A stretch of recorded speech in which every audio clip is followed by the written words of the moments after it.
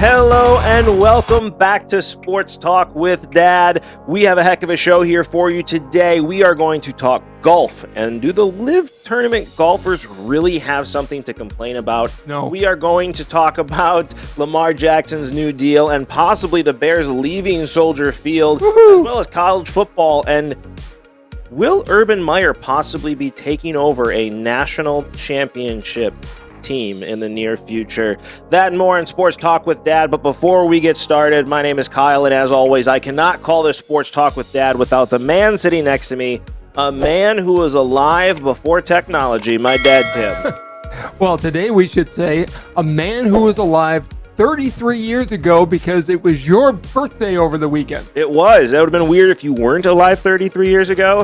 Well, your grandparents were alive, and as your grandfather said when he saw you, he's a keeper, and other people go, really? Yeah. Yeah. Yeah. Happy birthday. There may be some questions if that was an accurate statement nowadays. No, he said you're a keeper, and you have been. Happy birthday. Thank you. I appreciate it. 33 years old now. 33. Oh, man. It's crazy. You talk about Absolutely feeling crazy. You make all the old jokes. Seeing a 33-year-old son, that makes me feel old. Yeah, my youngest is starting kindergarten this year, which makes me feel old. I mean, I remember, obviously, when they were born. And time flies. You know, I heard something once, and I've held on to it my entire life. I was told this by somebody. I don't remember who told me this, but it was, days are long, but years are short. And it's so true. Very true. You can have the longest day in the world and just want it to end, but by the time that day ends, a year's gone by. Well, and you found this out, but it is very true. I love you today more than I did even 33 years ago when you were born. Thank you. Thank you for all of the joys and some of the other stuff, too. Some of the other stuff, too. More happy than sad. Same. Definitely same. One other thing. Thank you for my Bart star, so everybody can see. You're welcome. This is my thank you for not sleeping for 3 or 4 nights. It is a thank you for taking care of the dog. I really do appreciate it. The dog I didn't want, just to make it clear. I had no choice but to accept this dog. But yeah, no, went up north, really just detoxed from technology. I got to go kayaking, which was awesome. Did some paddle boarding. My son did more paddle boarding. I do not have the core strength for paddle boarding. I've learned that. But kayaking was good exercise. We went hiking. We got to see some stars in ways you don't see in the city, which was great. And just see a different way of life. Grayson hit his grandmother in the face with a fish. I wish I would have been there to see that. Did. She was teaching him how to fish. We're both out on the boat. And anybody that's taught their kid how to fish, I don't fish. I don't like to fish, but he wanted to try it. My mom likes to fish a lot, and so we went out on the boat, and she kind of taught him how to do it. But anytime you teach a kid how to fish, they don't understand the reeling. They just understand the pull it up. And so it was his third fish. He caught 5 fish That's great. in an hour, which is more fish than I've ever caught in my life, which is probably why I don't like fishing. But he pulls it up, and the fish was the size of my hand, and he pulls it up and swings it into the boat right to my mom, and pow, right in the side of the face. I almost fell out of the boat. I was laughing so hard. When I heard the story, I just took little joy and laughter in that. It was amazing. It's a memory he's going to talk about forever. He already told his teacher about it, which is hilarious. That's awesome. But it was good. It's always good to detox just especially from technology. It was something I needed, just get away from everything online. I really left my phone in the car. I only had it for emergencies. Complete detox. I talked to you once when we were up there. The kids wanted to say hi, and we just wanted to check on the dog. But that was really the only time I read a book and just kind of hung out by the lake. It was awesome. It's a beautiful lake that you're at. I've been there once in my life. Saw a skunk go about 10 feet in front of me when I was there. So, yeah, it's beautiful up there. I'm glad you had a cabin. I'm glad you had a good time. There was a bear sighting when we were up there. Good. We didn't see the bear. I didn't want to see the bear. Who saw the bear? Somebody. They have a small little shop there. Okay. And the guy was like, yeah, they saw a black bear somewhere around here. I was like, I hope I don't see it. There are more bears in the north woods of Wisconsin than people realize. We actually have a bear hunting season because there are so many. Yeah, and it was funny because, my oldest, my 9-year-old Grayson, he was talking about bears then, obviously for the rest of the night, saying, I hope we see a bear. I said, no, you don't. You really don't. And he's like, why? I said, because if a bear comes near you, it's either going to run away scared. That's what you hope. It's hungry. And bears are omnivores. They're going to eat anything. Or worse, it's a mama bear and there's cubs and she needs to protect her cubs. I was like, you're not walking away from that, dude. No. And I looked at Grayson and I said, and here's the trick.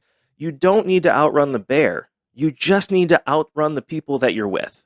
That's all you got to do.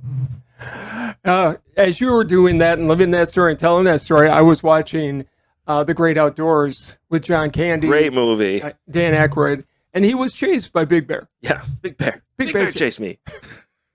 Hysterical movie. John Candy's collection of movies has to, in my opinion, be one of the most underrated collection of movies of all time. I mean, you have Uncle Buck, you have The Great Outdoors, you have Trains, Planes, and Automobiles. Oh, what a good movie. You have Rookie of the Year, where he's in that Cool Runnings he starred in, which was an outstanding movie. He was fake, I get it, but still a great movie. He was in one with Maureen O'Hara where I don't know who that is. It's in a lot of John Wayne movies, famous actors from the past. But it was almost a romantic comedy, and I'd never seen him in that kind of a role. Yeah. Really good. I can't think of the name of it. If you know. He was starting that transition as an actor, too, right when he died, which is unfortunate because he was starting to take on more serious roles. And I think he would have transitioned very well into that second part of his career. He gets lumped in with the John Belushi's and Chris Farley's, and that's not fair. He didn't die because of abuse. He did. Different kind of abuse. He obviously had a weight problem. Alcohol and food. Yes. That's what took him. And I think it's unfair to lump them in together. Obviously, we never got to see what John Belushi or Chris Farley would have become later in their careers. But, wow, just John Candy. All of a sudden, I was about to say John Belushi, and I was like, that's not it. John Candy, in my opinion, was a much better actor than either of those two. Oh, I agree completely. John Belushi was a great comedy actor. Chris Farley had a great sense of humor and could really portray a joke, especially the physical side of it. But when it comes to acting prowess, from Saturday Night Live, you could argue that John Candy may have been the most talented actor to come out of that group. He was in SCTV in Canada. I don't remember him from Saturday Night Live. Maybe I'm just thinking of him as a host then. Maybe he was a host. He wasn't part of the regular cast. Okay. I didn't know that. That was before my time. I think he was in He may have been in Second City. I know he was in SCTV. He was definitely in Second City. I know he was there. He started in Canada. Chicago guy. Anyways, we digress. You were talking and possibly seeing real bears. I was watching a funny movie about bears. Yes. Yeah, the real bear thing. We're going to talk about bears. It secretly freaked me out. I was being brave for the kids, but I'm like, dude, I don't want to see a bear. I really have no interest in seeing a bear. I saw a moose once in northern Wisconsin, which is rare by itself, but I remember seeing a moose swimming towards an island that we were on, and my mom's like, we need to get off this island now. And I was like, why? It's just a moose. Not understanding how big moose are. I was like 10 years old. Never seen anything that big before. And we get in the boat. We start paddling away, and she's paddling quick. And all of a sudden, the moose comes out on the island. And I get to see how big this creature is. I'm like, oh, yeah, don't want to see a moose again. No, thank you. I was with your grandma and grandpa in Yellowstone, and we saw a herd of meeses. And there was a bull moose that was towering over our car. Yeah. I mean, it was in the size of their antlers. I mean, it had to be 8 feet across. Oh, and they're attack first, ask questions later creatures. They can't see. Don't ever hit one with a car, and their eyesight is very bad. Yeah, don't ever hit one from a car. That's a story we can tell another day because I know we're really getting into different stories here.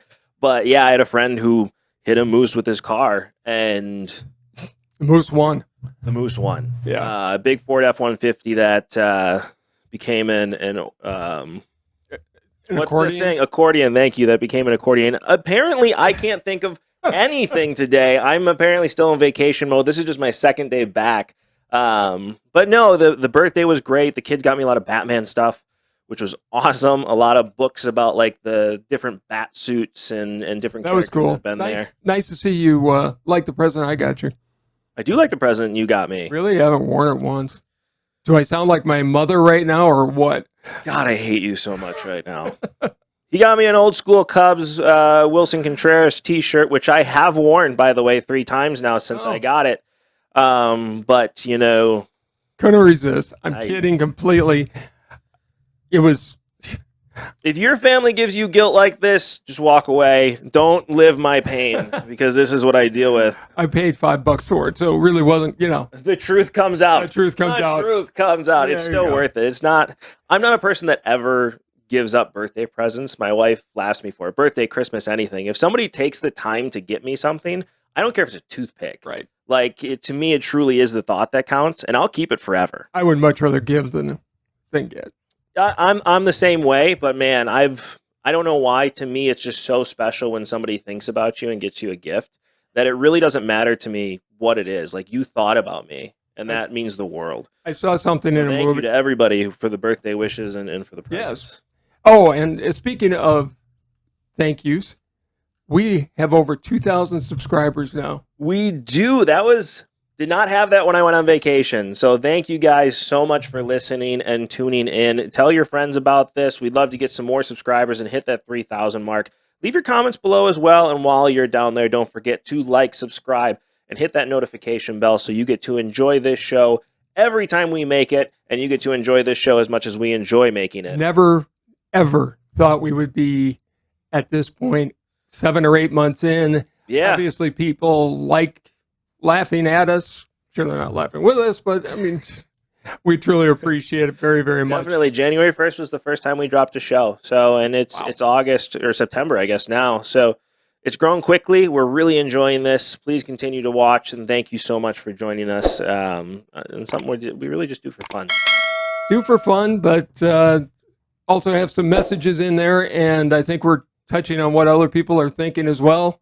I agree. So more to come, especially now that we're getting into football season. But before we talk football, I want to talk about this because it really bothered me a lot. Camron Smith came out and said it's unfair that live golfers are not getting world ranking points. And before you answer, just to go back into why he's saying this, he was the number 2 ranked golfer in the world after he won the British Open. And so now he obviously wants his world rank points because you get paid based on where you rank at the end of the year.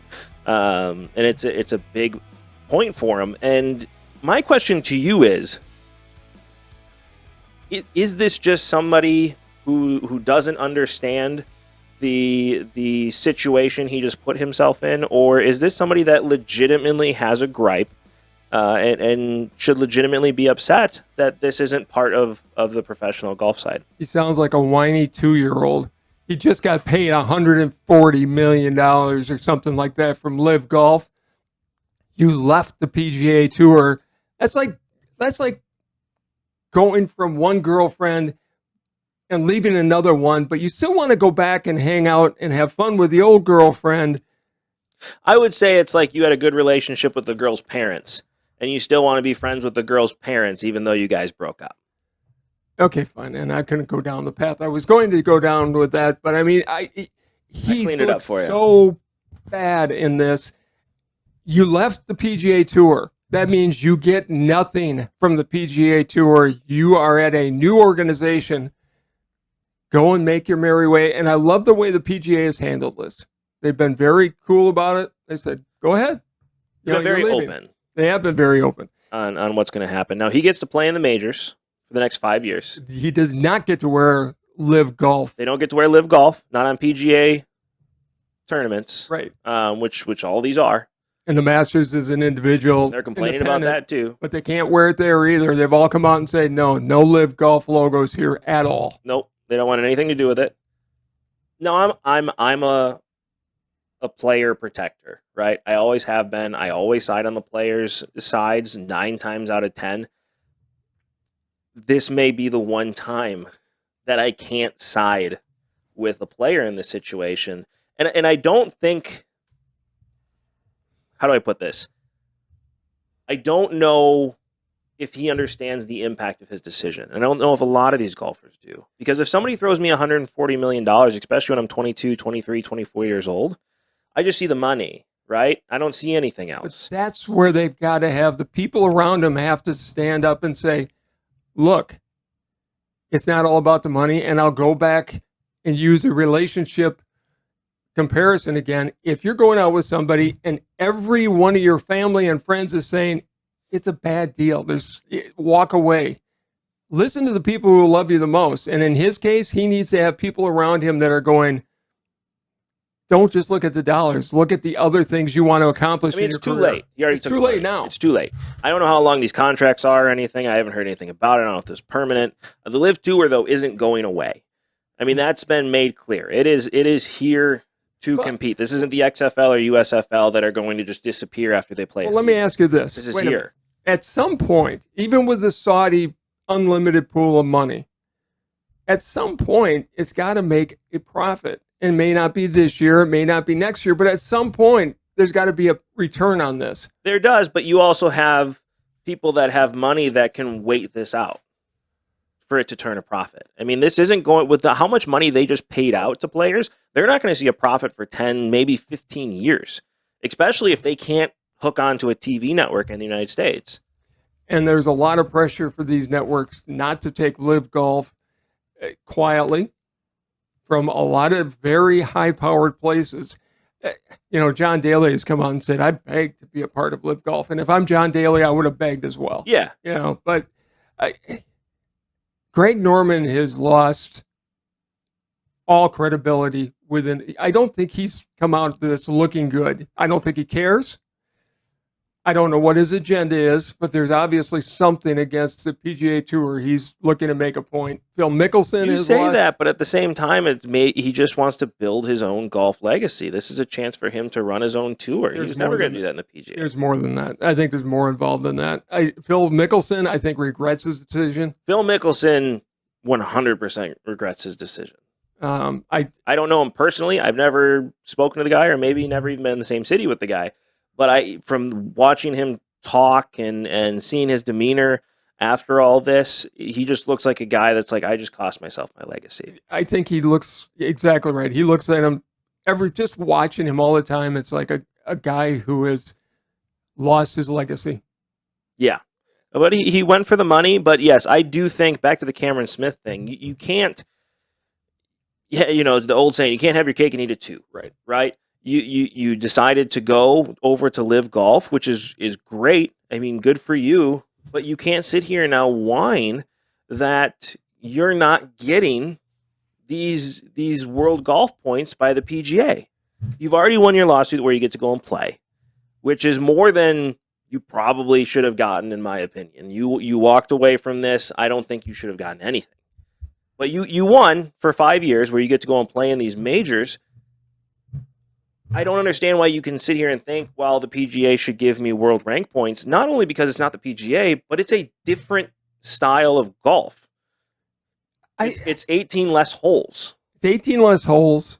There's a shotgun start. The guys are allowed to wear shorts, which it just adds. Every time I've seen anything about it, it just doesn't seem as professional as the PGA Tour. I guess that's the closest way I can describe it.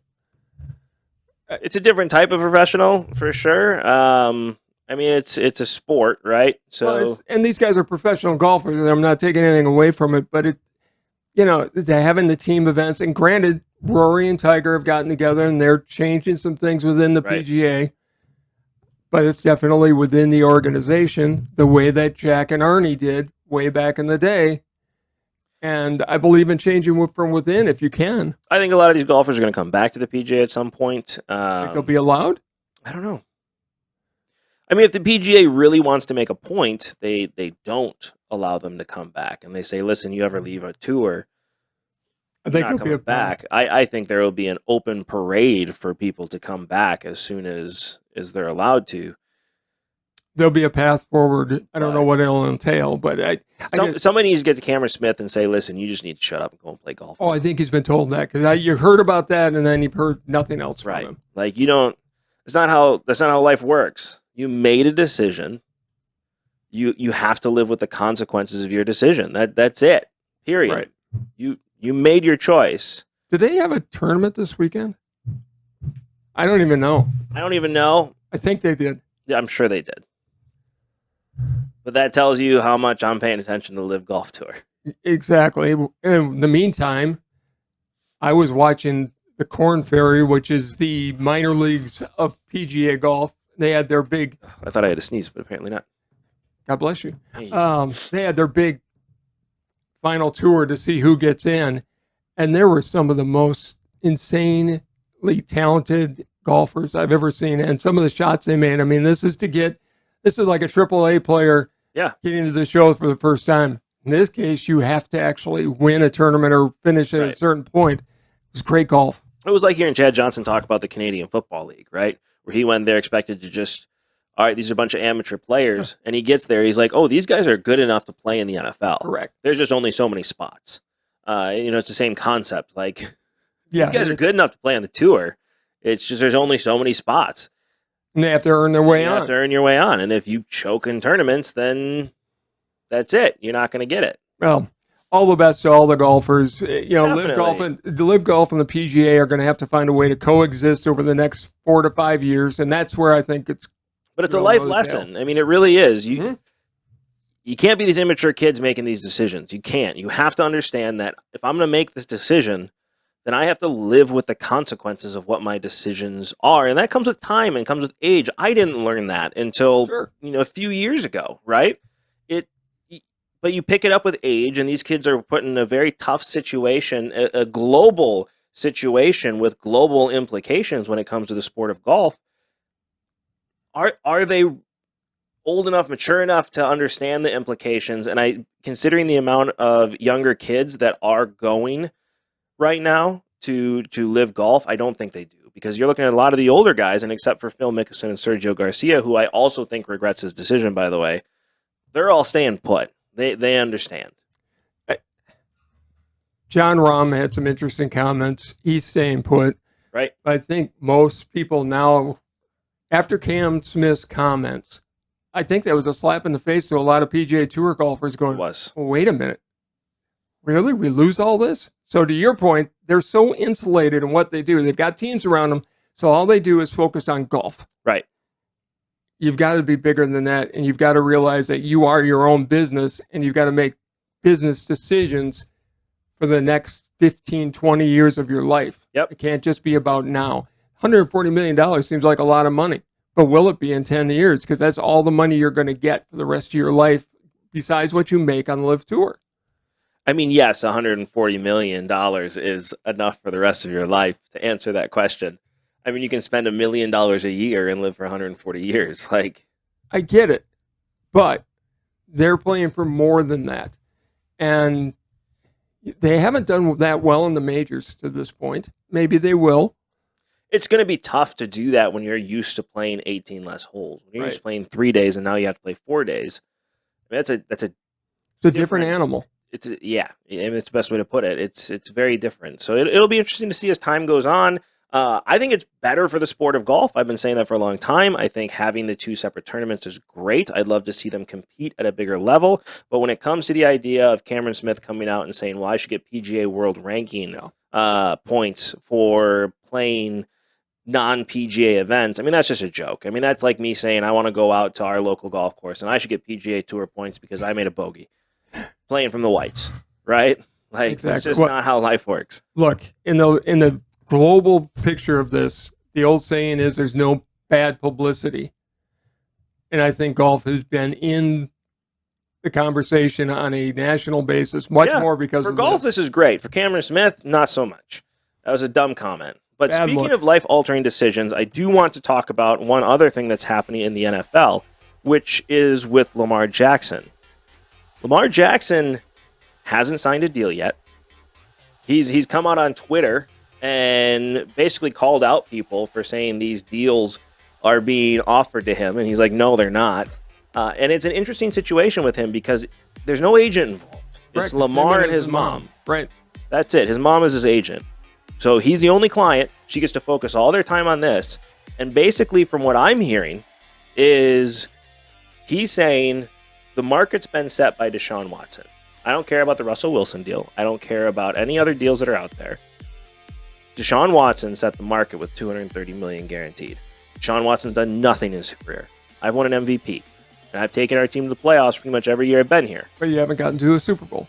He barely has won a playoff game. Right. But either does Deshaun Watson. Deshaun Watson hasn't played in a year. He's not going to be playing most of this year. Correct. He's going to be off for like almost 2 years. Right. So he's staying pat and saying, I'm not signing anything unless it shows $231 million guaranteed. And the owners are going, Cleveland is an idiot. We can't base the market on one team's stupidity. And look, if I'm Lamar Jackson, I'm saying the same thing. Yeah. Not my deal. This is not my problem. This is the market right now. What one of the 32 owners did here with another player is not my problem. Talk to him, because that owner set the market. And there's a new TV deal. The money is there. The money's there, so there's an interesting thing within the NFL where, and I think this will change, which will lead to more guaranteed deals. But right now, if you are going to give guaranteed money to a player, you actually have to put that money up front into a special account. You have to put it in escrow, so it's there. So it's there, right? And so for Baltimore, maybe one of those teams where they don't have just $231 million they can go and put in escrow. You know, I look at the Packers. It would be another one. It would be hard for them to put $230 million just in escrow. It probably wouldn't. I don't think it would be for the Packers. I think that's going to be a conversation in the new CBA when it runs up, where that will go away, because that will lead to more guaranteed contracts. Because this isn't the 60s and 50s where you needed that, right? Because the owners didn't have as deep pockets. Now these are billionaire owners at this point. They all have it. Look, I don't think, if I'm a player, and the CBA in football has always been the worst deal of any of the major sports. Right, but it's the shortest careers. Their shortest careers, so they can't sit out, and they're fighting for their jobs every year. Right.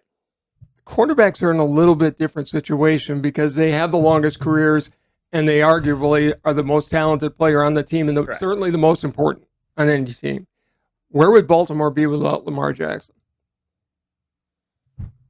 I don't know. I mean, do I think that Lamar Jackson as a quarterback is worth $231 million guaranteed? I don't. I don't think most quarterbacks are. I think there's very few of them at this point in Aaron Rodgers' career. He might not be worth it. I think Patrick Mahomes may be the only quarterback out there right now that is worth that kind of money. They're worth whatever they can get. Yeah, exactly. Well, and here's the reality situation. If Lamar Jackson's not worth $230 million guaranteed, who is? Deshaun Watson's definitely not worth $230 million guaranteed. But here's the reality situation. He got $230 million guaranteed. So if you're saying Deshaun Watson is worth that much money, Lamar Jackson's worth more. Well, and look, we were talking about this earlier. They can franchise tag him for 2 seasons. Correct. He will never play under a franchise tag, ever. Probably not. He's doing everything the right way, which is great. He's 1 year left in his contract, and then they can franchise him for 2 years. I don't think he does either. I think he'll do a sit-in where he'll be at practice. He'll be there, but he's not going to play. This will be figured out this year. This will be figured out before March 1st, the beginning of the next CBA. At the latest. Yeah. I mean, they're going to have to come together on something. But it is interesting because you don't have an agent that you get to mess with right now. There's no conversation between agents who have with their clients. This is between Lamar. And his mom's a part of the conversation, too, who obviously has his best interest at heart. You get very personal. It's already gotten personal. Right. Can you see him playing for another team? So if you're the Ravens, do you look into trading Lamar Jackson? Because if you're not going to get that contract done, he's going to walk away. Well, I think I think Baltimore right now is willing to sit back and see how he does this year. Jackson's taking the risk by playing this year because you're one play from being out for the rest of your career. Sure. So it worked for Flacco, though. Went and won a Super Bowl. It did. Got paid, never did anything else in his career, but he got paid. Well, Jackson's already a much better quarterback than Flacco ever was. Correct. So he's willing to bet on himself, play out the season, and if he has a great year, if they get to the Super Bowl, or even if he's the MVP again, he's going to have a lot of leverage going into next season. He is. I mean, he has to start dropping passes a little bit better. That's going to be the next evolution of his career. I use Michael Vick a lot when talking about Lamar Jackson because I think they're very similar players. But Michael Jackson. Oh my God. Never seen him on a field. He would not have lasted one hit. It's my day today. Michael Vick started to become a much better pocket passer, and especially with the Eagles, you saw like, oh, this guy's a lot of legit. touch, and he had touch when he was running around the field, which is what made him so dangerous. Lamar Jackson hasn't made that stride yet. And I think that's the funny thing is there's really no comparison to Michael Vick. Like everybody thinks of Michael Vick as a running quarterback. Michael Vick was a quarterback that could run. Correct. There's no question Michael Vick was a great quarterback, and especially as he had time in the league, he got even better. Borderline Hall of Famer now. And arguably, I mean, I would say you got to put Michael Vick in the Hall of Fame, but different story. Lamar Jackson's not there yet. He really needs to step up. But at the same time, the Ravens haven't given him any weapons. You traded his only weapon and haven't replaced that type of production. And that's the hard part. You're asking him to really do it all, just like the Packers are asking Aaron Rodgers this season to do it all with nobody. And then we might pay you at the end of the year. I don't blame they already paid Rodgers. Granted, I'm talking about Jackson now. I don't blame him for not signing until after the season. There's no reason to. No. You've got a ton of money coming in this year. $231 million guaranteed. That's the bottom line. That's what he's looking for. And there's good and bad to agents. We were talking about this earlier, that if you and I got picked up by a national network, which, by the way, if you're hiring, we're available, would we get an agent? And I'm not sure we would. His mom needs to be able to step away and separate mother from business. And from all accounts, she's doing it. But it's hard in that situation not to take things personal at that point. And that's where an agent comes into play, is they're not taking it personal. Correct. And in this situation, that's her son. And Mama Bear, I'm sure, is going to come out, as any Mama Bear would in those situations, because she's going to hear the Ravens, I'm sure, say things about her son that even the Ravens may not agree with. But it's a negotiating tactic. Exactly. And that's where it gets hard. And everything that's said in these meetings is going to go back to Lamar, which is even harder. Everything I've heard, these are very, very smart people. Yeah. I mean, Jackson's mom is nobody's fool. Nope. And she knows the ploys that are going to be in tactics that are going to come out. Right. Well, it sounds like basically they've looked at them and said $231 million guaranteed. Here you go. That if you don't have that on a piece of paper, then we're not signing. Right. That's the bottom line, and I don't blame him for that either. Do you see him being traded? No. Unless they get four number ones from somebody. Why would you do it? Maybe somebody will. Miami would pay it. Seattle, depending on what happens, they're going with Geno Smith week 1, so their quarterback situation is not great. Giants. What would Baltimore? Why would they trade somebody of that kind of talent? Because they're not willing to pay him. Then the new contract with the new team has to already be worked out before any trade. It will be. Bears are on the way to ruining another good quarterback. Why wouldn't it? If I'm Jackson, I wouldn't want to go to Chicago. Would I want to go to Seattle? Maybe. Giants? Maybe. It's all about the money, but I don't see him being traded. He's going to be in Baltimore. I think at the end of the day, they're going to pay him what he wants as well, and it's going to completely reset the market once again. But speaking of Bears, they're leaving. The Arlington Heights Bears are coming. They're moving. Yeah. It's official. 2027, they can pay $95 million and get out of their contract with Soldier Field and go wherever they want. Correct. So they're moving. They're going to build a beautiful dome stadium on the old, I don't know if it was dog track or a horse race track in Arlington Heights, Illinois. Pretty sure it's dog track. Was it dog? Okay. They've got plenty of land. It'll be a beautiful facility. Well, they're going to build up the area. Absolutely. There'll be hotels. There'll be a casino, I'm sure, over there. There will be great for the economy. Lots of stuff. Soldier Field. It's Chicago, so they'll find a way to ruin it. But yes, theoretically, it would be great for the economy. Soldier Field was, don't hate me, Bears fans, but it was a dump before they did the remodel. It was a dump after they did the remodel. It wasn't done right, so it was a dump afterwards. You cut me off. they've got to move. It's a bad deal. They need to have all the revenue coming in to be their own. This is going to be a multi-purpose venue. It is. I hate to see a dome going over another stadium, but it's the reality of it. I mean, Soldier Field is. I mean, it ran its course in the 70s, for Christ's sake. I mean, it's time for them to move. The city of Chicago had talked about putting a dome on it. Okay, you're putting it. That was never happening. I mean, what's the point? Correct. They're going to have to leave again and then come back. Like, they gave you a chance to renovate this thing right, and you didn't. They already played in Champaign for a bunch of games a few years ago. They gave you the chance. You didn't deliver. They've got an awful lease with the city. They do. And they need to move. And if I'm them, I would move as well. And they are going to. They're not going to be in Chicago anymore. Like you said, Arlington Heights. They're about 45 minutes out of where they are now. Get to. Much easier to get to. Better parking. I'm sure there will be. City of Arlington Heights will step up and pay for part of it. Closer to the airport. Now, the other thing I've heard, because they fired their team president. Yeah. And the rumor was, or the suggestion by somebody on 670 The Score that I was listening to was they should go and bring in Peyton Manning to run the organization. They're going to be sold. Which is sad. The McCaskey family is going to sell the team. And that's part of this move. That's sad. For a lot of reasons, that's sad. It is. It'll be the highest cost team ever to go up for sale professionally. And that's what the family is thinking of because of it. I mean, the Bears going to be sold for, I would say... $5 billion? I was going to say 7. With a new stadium. That they'll own?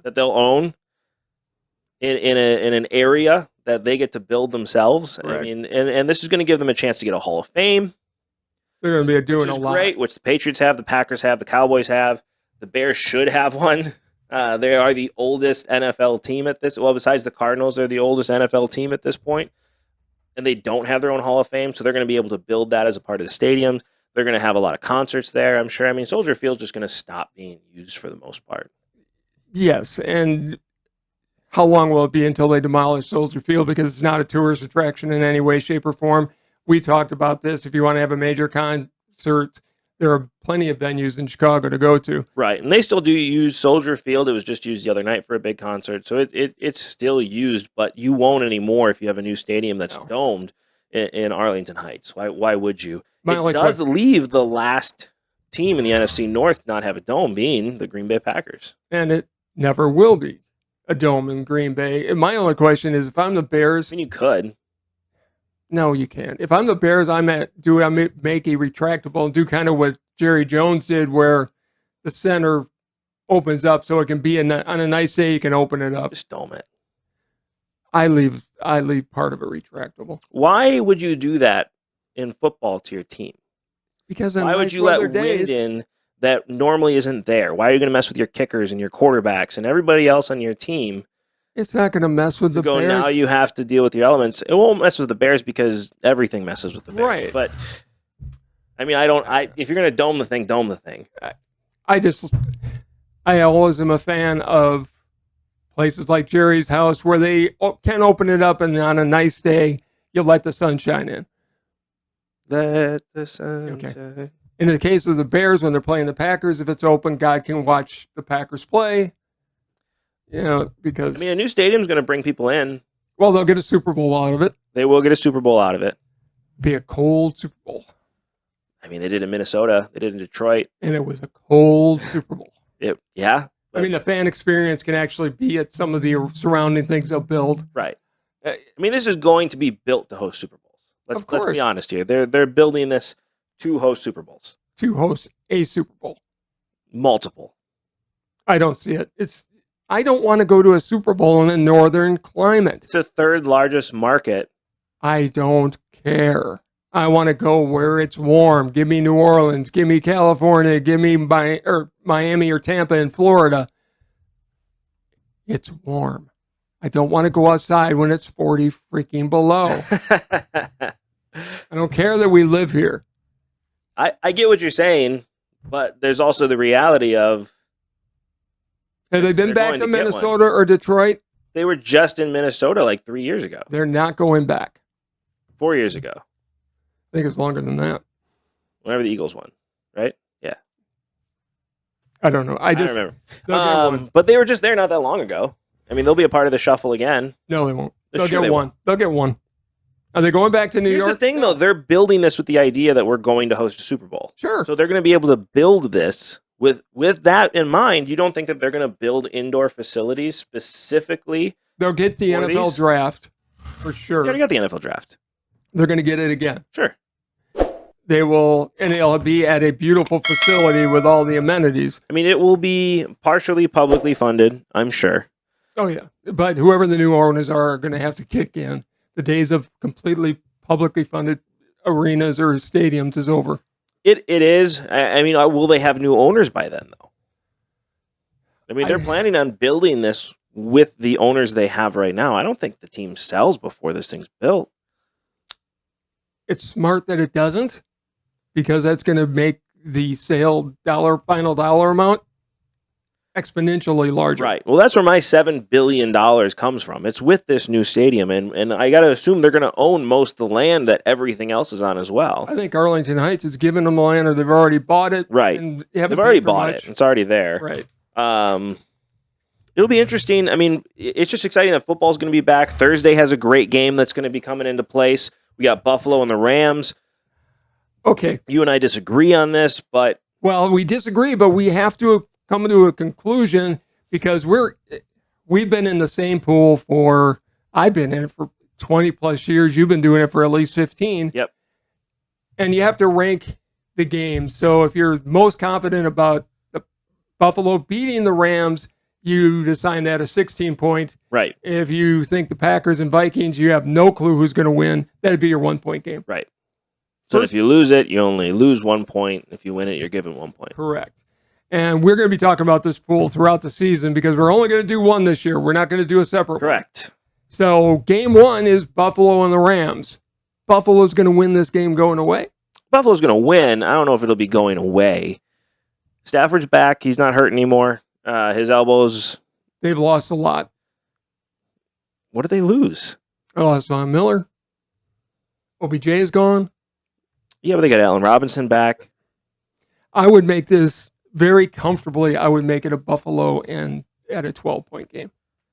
I think Buffalo's going to win. I don't know if it'll be at a 12-point clip, though. I mean, it's... Well, what are we going to do it? Because the next video will be the rest of the pool. We have to make a pick for this game. I mean, Buffalo, with my confidence being 5 points.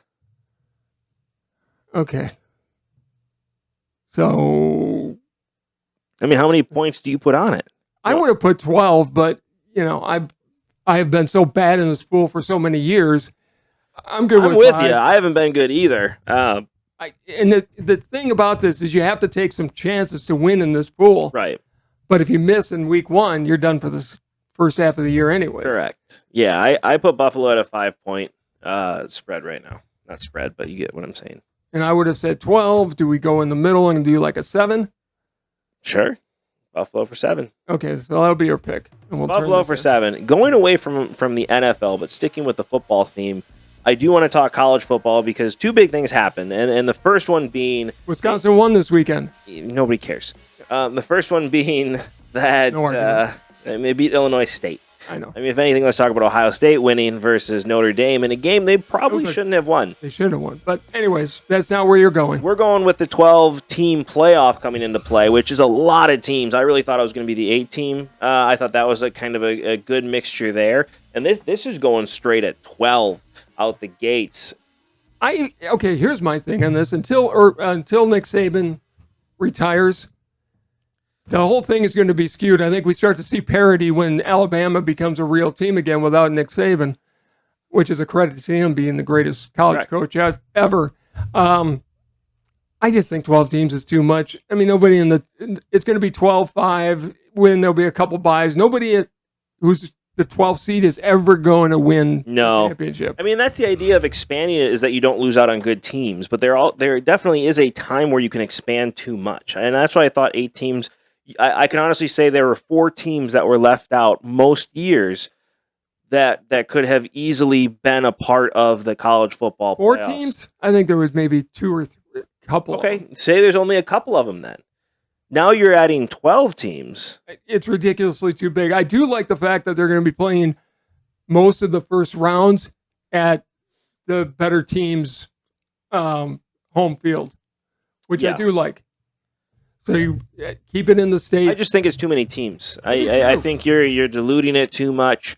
What have we talked about with playoffs in any sport is that there is a time where it's too many teams involved. I just don't think I get that it's all about money, but there's not 12 teams that can compete with the top 6. There's now one 12th seed that could beat a Clemson, an Alabama, or a Georgia, or an Ohio State for that matter. Right. I mean, that 12 seed's going to be like the Boise State team that beat Oklahoma. They'll be a part of it. And in reality, they were great for one game that Oklahoma was overlooking. But if you put them in a playoff format where you're still fighting for a national championship, they don't stand a chance. Look, there's a couple of years, let's just use Wisconsin as an example.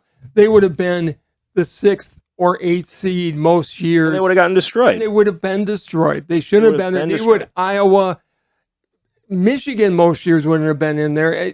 Ohio State typically gets destroyed in these games. You look last year, if you have more teams, Michigan and Ohio State would have gotten in, which would have made sense. They both were definitely teams that could have competed, but again, you're talking one extra team, maybe another one. I thought 8 was that magic number. 12 is too much. I think you've now diluted the talent pool, and I don't think it's going to pay off for them. I think people are going to stop watching the first rounds. Oh, I don't agree with that. I think people are going to watch because it'll be at the home stadiums. So there's going to be a lot of local interest. I don't want to watch Alabama beat up on a Well, they're not. They're going to get a bye. They'll get a bye. The first couple or maybe the first 4 are going to get byes, and they'll have that hasn't been announced. From what I've heard, it has been. I heard somebody talking about it. And those teams will get a bye, and they'll have the playing rounds 12-5, 11-6, on and on. You're just going to watch teams like Ohio State, Michigan, Alabama, Florida, Georgia. Sure. They're just going to destroy those other teams. It's not even going to be entertaining to watch. There's only been one year where I think Penn State got left out. Right. And they should have been in. But again, they would have been in with the 8th seed. No, they should have been in place of Ohio State. I agree. I'm just saying, but we're still talking to top 8 teams here. 12 is too many. It's going to dilute the field, and it's going to take away from the product. I think they've gone dangerously close to diluting it too far, and now the bowl games are going to be completely out of it for those first rounds, which make no difference. I don't have a problem with. Bowl games don't matter anymore. It's going to be like, how many games is that going to be for these guys to play? I mean, they could have played an extra round, but now they're going to be almost like the NFL. Well, and how many of these guys are going to sit out the playoffs? We already have guys sitting out games, bowl games right now, getting ready for the NFL draft. How many of these guys are going to be sitting out in the playoffs? Now, the reason I think that a lot of them won't is because these are paid players now. Correct. So they are essentially getting paid to play. Some of them are. The wide receivers, the quarterbacks, maybe a top the players that would have sat out. Yes. The first round players that are sitting out are getting paid. Right. And they've got their insurance policies in place so that if they get hurt, they're still going to get paid. It'll be fun. It'll be interesting to see. I think when's it due to go to that in 26? We're talking 24 possibly. 26 is the latest, or 27 is the latest you can go into play. 24 is probably when this is going to start. Here's a prediction guaranteed to go wrong, but I will make it anyways. If it goes to 24, the Big Ten will expand by probably 4 teams before then. And I think you'll see the ACC finally come to agreement with their teams so their teams get spread out. Maybe. There are talks with Oregon right now in the Big Ten, Notre Dame, obviously. Cal and Stanford are the schools, and also Washington is in the conversation. Stanford, I've said it from the word go. I think Stanford's going to join the Big Ten. I think they'll join the Big Ten before Oregon does. Cal is a new one. I don't know if Cal's coming. I don't see Cal. That doesn't make any sense. I said a long time that Iowa State should have been in before anybody else. Oregon's coming in. It's all going to be Notre Dame is the linchpin. They've got to make a decision. Nothing's moving until Notre Dame decides. Correct. Notre Dame's the first domino to fall, and then they'll just add the rest. They're all the rest of the deals are already in place. You're just waiting for Notre Dame to make their decision. And it's going to be okay. There's going to be in my mind there'll be 3 divisions. There's going to be Big Ten, right, SEC, right, and the Big 12, and the rest. Pac-10, and the rest, whatever they're going to call it. Notre Dame's not going to go to that division. They're not. Or that conference. They are not a fit for the SEC. No. The only place they can go is the Big Ten, because I think somebody's got to force their hand and go, okay, the days of independence, we're not going to give you a path to that. Well, and you mentioned this to me, where the deal right now for Notre Dame is $25 million a year for NBC. Correct. There's a $1 billion deal that was just done with the Big Ten and with the SEC. All those schools are now making more than Notre Dame on a regular basis. It makes sense. But again, it's an ego thing. They don't want to lose their spot at the table. Right now, they get to go with the Big Ten commissioner and the SEC commissioner. They won't have that anymore if they join a conference. They'll have more power if they're in a conference, because they'll be a part of the decision-making conference. Because I've said it before, and I will say it again, at some point, NCAA football splits off from the NCAA and does their own thing. I agree. And that time is close. It's right around the corner. Not a fan of the Big 12. Let me know or the 12-team playoffs. Let me know what you think in the comments below. And while you're down there, like, subscribe, hit that notification bell so you get to enjoy this show as much as we enjoy making it. On to one more thing when it comes to college football. One more thing. And that is Urban Meyer coming back coaching in the NCAA. Okay. He will get a job, number one. He will. However, this is just me being losing my voice, sorry. Me being a fan and looking and going, I don't want him around my kids. He is a 50-year-old acting like a co-ed, going to these bars and dancing with 20-year-old girls. It's an ugly look. He's a dirty, slimy human being. I don't want him on my campus. Unless he brings me a national championship, and that's what everybody's talking about. That's where everybody's line is. So I've heard Nebraska. I have heard Nebraska as a big one. Nebraska makes sense if they are done with Scott Frost. And here's the reason why. It's a place that is surrounded by nothing else. It's like Wisconsin. They've got... I would say it's more isolated than Wisconsin. Okay, it's more isolated than Columbus, and Columbus was isolated. But they've got press that will just adore him. Correct. They'll never investigate him. Nope. They'll cover up everything. Just like Gainesville and Columbus did. Correct. But in Nebraska... I've heard Arizona State as a possibility. Too much press. Too much press there. Here's my question. Nick Saban can't coach forever. No. Nick Saban walks away. Nick Saban's not walking away until... Urban Meyer is the next head coach of Alabama. He's like... Nick Saban is a lot like Bear Bryant. Sure. When he leaves, he's not going to live long. This is all he's got. Maybe. Sorry about that. Bear Bryant left. He did a great commercial about calling your mama on Mother's Day. Or call your dad on Father's Day, whatever. But he died after that. He didn't have He was in his 80s. No, he wasn't. He was in his 60s. He was in his 60s. Or 70s. Or 70s. And I don't know. I don't know either. But Saban doesn't play a lot of golf. He is college football. I want him to retire because I'd like everybody else to have a chance and for parity to come in. He outclasses every other coach in college football so badly that it doesn't even make it fair. He gets any recruit he wants. He just reloads. I don't like they're using the... You're 70. Okay.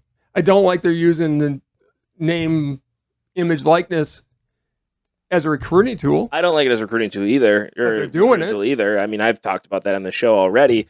That's not what it was meant for.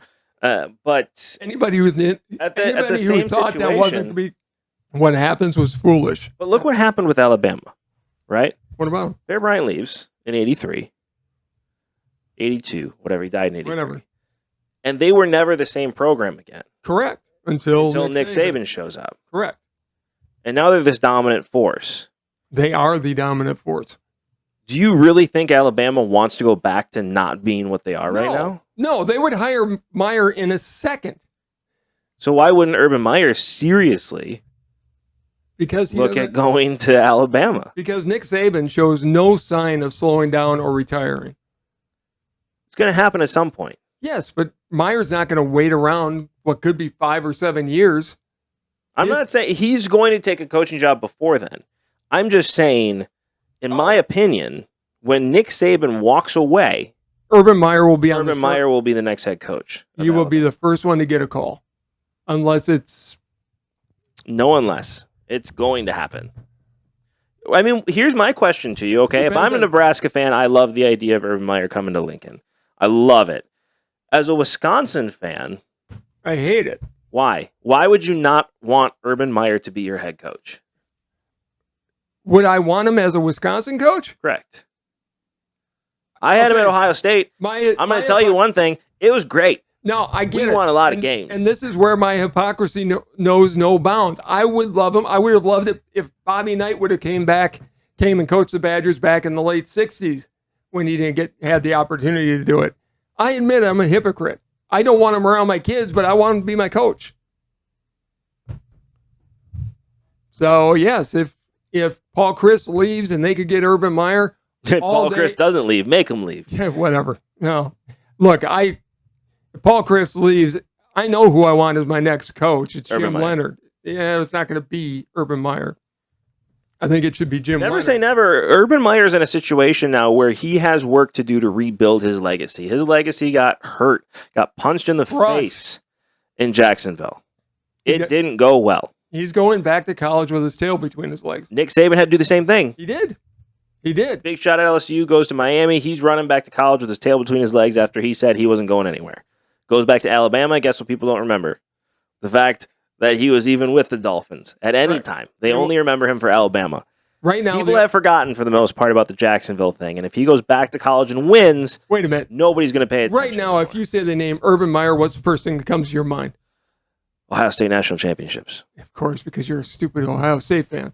For the rest of the human beings on the planet, the first thing we think about... It's the Jacksonville Jaguars situation. No, it's the bar with a co-ed dancing on his lap. Right, so he has to come back to college to fix that, right? He has to come back and win. So where's the programs he can go right now and win? I think Nebraska, he could really turn around. It's still a name. Former national champion team. They were as blue blood could get back in the day. Arizona State, I do not think is the answer. I don't think so. If Wisconsin could be on that list. No. I mean, that's where I go. Wisconsin is never going to hire them. Look, would I like to see it? Yeah, I would, because I don't think right now Paul Chryst is going to get him to the promised land. I was calling for Jim Leonard to be hired last year. I mean, it's one bad season away from happening. You've got the best. If they lose this year, he's done. Leonard is the best defensive coach in the country. I mean, it's the only reason he stayed at Wisconsin was because he's going to be the next head coach. I got to believe there's promises been made because of other places have come after him, including from the NFL. Right. Can you imagine if Urban Meyer ended up at Michigan? Would not out of the realm of possibility. I mean, Jim Harbaugh, I still think, goes back to the NFL at some point. Jim Harbaugh is one bad season away from being asked to leave. This is his Michigan. Second to last year. I think it could be his last year if you can get Urban Meyer. If you're a Michigan fan, would you want him even though he was at Ohio State? I think so too. I think he's going to be wanted by any college. Would Michigan wanted Woody Hayes as their coach before Bo Schembechler showed up? Yeah, they would. Maybe after. Would have been great. Maybe after Bo showed up. Maybe after Bo showed up. Because Woody always won. A lot. It was awesome. So, shut up. Anyways. I wasn't around, but it looked awesome. It was. Ohio State always won. It was a big 2, little 8 for many years. Yeah, just punch him in the face. I mean, Woody took that a little too literally in his last game against Clemson, but, punch him in the face. Look, Wisconsin has been one of those teams like Iowa, like Michigan State, like Penn State, which is on the verge every year, but they can't get over the top. Right. So what's your prediction? What's going to happen with Urban Meyer here? Where's he going to go? Nebraska. Do you think they're giving up on Scott Frost? Yes. To get Urban Meyer, use your logic, all day, every day. Yeah, I do too. Just normally you're not that person that agrees with these type of situations. I think he goes to Nebraska. I think he is insulated. He can bring a former program back. What about UCLA? No. Why? Again. You won't move on from Chip Kelly to go to UCLA? No. No, big market. It's a big market, and there's a lot of trouble that can be gotten into. I don't think UCLA is done with Chip Kelly at this point. But Oregon? No. Not unless it comes to the Big Ten. I mean, they are.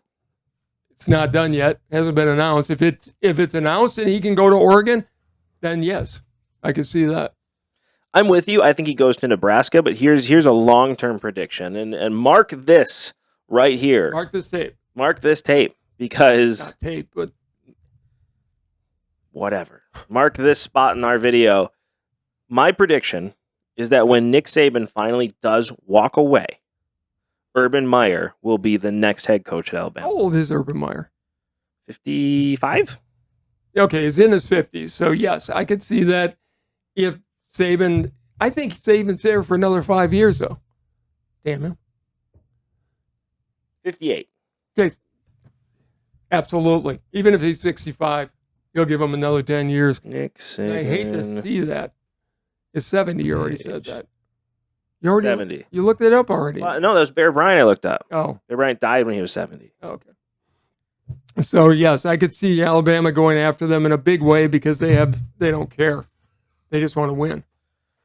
Correct. And good for them. I mean, it's... Winning, baby. Yeah, it's the old Al Davis line, just win, baby.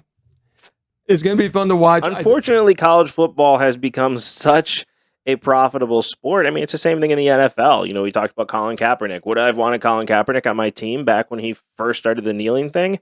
100%. Because you know why? He's a top 10 quarterback in the league. Right.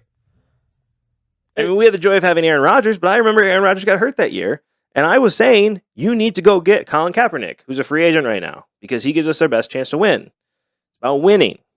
Exactly. And Urban Meyer gives you the opportunity to win. I do think Nebraska is seriously on the table, and Nebraska will move heaven and earth to get him there. And I think he does turn that program around very quickly. Urban Meyer is going to do his 1 year at Fox, and then he will be a coach next year. My bet right now is Nebraska, and yes, he will make Nebraska a power. Wisconsin will be in deep, deep trouble unless they... So will USC and UCLA. Yeah. Well, we've talked about that. I think they're in more trouble right now as it stands. You bring in Urban Meyer, they're really in trouble. Chip Kelly's not going to last in LA, moving to the Big Ten. Urban Meyer in LA would be like putting a whole mound of TNT and a match being like 5 inches away. Yeah, but for the entertainment side of things, it would be fun to watch. You just want to be fun to watch him burn. He would do something stupid. It'd be fun to watch anyways. Like, what's going to happen if he goes to LA? Either he's going to win a lot of games, which he will, or he's going to burn to the ground, or both, which is even more exciting. Football is entertainment. Why do people get paid so much in football? Because it's entertaining. And that's what it is. It's the same reason movie stars get paid as much as they do for being in movies, because it's entertaining. And as humans, we pay more for entertainment than we pay for anything else in our lives. For you and I, give me Urban Meyer because it's something for us to talk about, and I like good stories. Exactly. So Urban Meyer will be a coach next year. I do agree with you that it will be Nebraska. I don't think Arizona State's even on the table, but I do think Alabama is going to go after him as soon as Nick Saban walks away. And I think UCLA is on the table if they have a bad year this year. They're not going to go into the Big Ten with Chip Kelly. I do predict that. Well, then, if you're Urban Meyer, but he turned down USC. Turned it down. Now is a different. Now he's Big Ten. UCLA or Nebraska. Where do you want to go? Personally, I think Nebraska is closer to being. If I'm Urban Meyer, in all honesty, I go to Nebraska. It's a quieter place where you just get to go and coach. LA brings a lot. It brings a lot of heat. They're going to ask a lot of questions that he just doesn't want any part of. In Lincoln, they're not going to do that. No. It's Lincoln is going to be just win, turn us around, and we'll cover up what we need to cover up. Correct. Just like Columbus did, just like Gainesville did. Just like every major university does. I mean, look at that Florida team he had, that national championship Florida team he had. How much did that's why the guy walked away. It wasn't because of health issues. It was because my moral compass isn't even this terrible. Like, I have to walk away from this because I'm putting myself in hell right now with letting players get away with the stuff they're getting away with right now. That's what it was. It shows even Urban Meyer has a moral compass and has a line, and Florida crossed that line. Satan looked at that whole situation and went, no. Yeah, exactly. Yeah, I don't want him here either. Just put him wherever.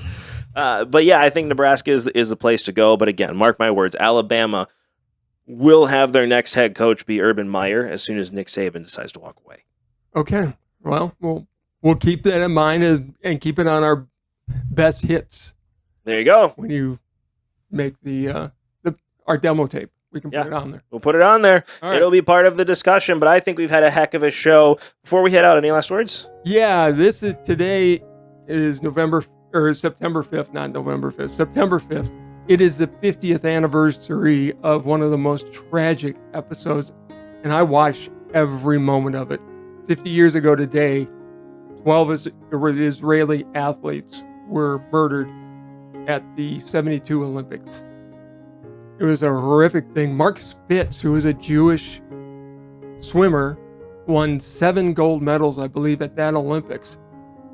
They had to hide him and get him out of the Olympic Village because they were afraid this Palestinian organization went in, took the Israeli team in its entirety hostage, and then shot him on the plane. It was just a horrific day. So remember the Israeli athletes, lower the flags in Israel today, 50 years ago.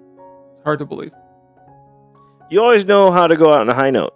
Yeah, this is one that needs to be remembered. It was a sad, sad day, and it just shows that those things should never be allowed to happen, ever. Agreed. So, sorry for a downer, but it was a historic event that needed to be remembered. And that's my last word for today.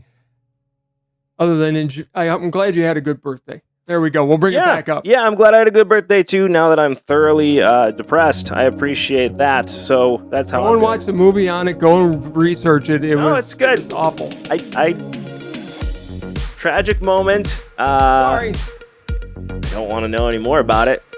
You should have already known about it because I know I've told you about it in the past. I do know about it. I didn't know it was 50 years ago today, but I obviously... September 5th, 1972. Obviously, I know the history behind it, so digging into it more doesn't all right, we're enjoyable. We're done about that. I know. Here, we always pride ourselves in being a fun show, an entertaining show. Until you get your last word. I mean, that's normally how it goes. So any listeners that have been listening to us for a while already understand that that's just... Those 2,000 subscribers, they subscribe because they want to get my last bit of history every show. Yeah, that's why they subscribe. Yeah. Now I'm thoroughly depressed. Great. Let's rewind a little bit and go from there. But anyways, thank you so much for watching. Again, don't forget to like, subscribe, hit that notification bell so you get to enjoy this show as much as we enjoy making it. Thank you so much again. We do enjoy you having you watch this show, and thank you again for 2,000 subscribers. Really appreciate it, and we'll talk to you next time. Bye, everybody.